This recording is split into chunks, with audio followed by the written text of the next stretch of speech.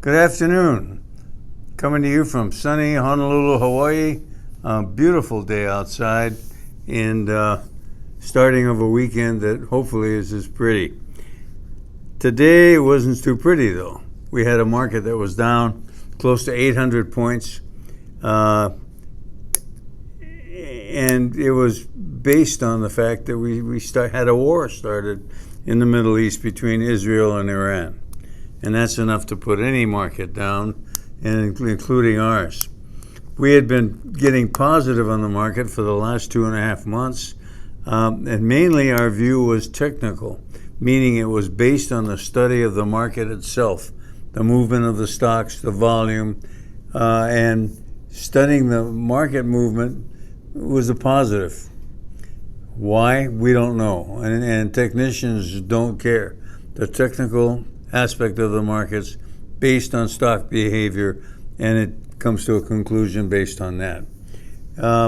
So we had been adding stocks from a low of 2.5 months ago, and that was the right thing to do. The market had moved a total of about 7,000 points in that time. But along comes this war and a big down day, and it violates all the technical signs. So we're back to neutral. We don't know which way things are going. The fundamentals seem to be improving quite a bit, but we still have, we've got China out there with tariffs. We've got Europe waiting to sign on. We have a lot of issues that could go south, go north on us, and the market's in a pretty precarious position. And based on that, we wanted to let you know that we've got our war hat on and we're watching this, and we've looked to eliminate risk in the portfolio to the extent that we're trying to take away obvious American companies that could easily be targets for terrorists. And the Iranians are terroristic. And they have said that we're at fault for this war, and they're going to hold us and the Israelis responsible. So, we had some concerns about how safe it was to own Coca-Cola, which is a beverage, but it's associated with being American. That's available all around the world. Same thing with McDonald's hamburgers, And I can see a terrorist activity brought against those companies that could ruin the stock price for a while. So we decided to get out of the way of that. But other than that, we're watching. We don't think this is going to be a long engagement because Iran's not looking for a fight. In fact, doesn't want to fight, and they probably favor the Jewish position on this.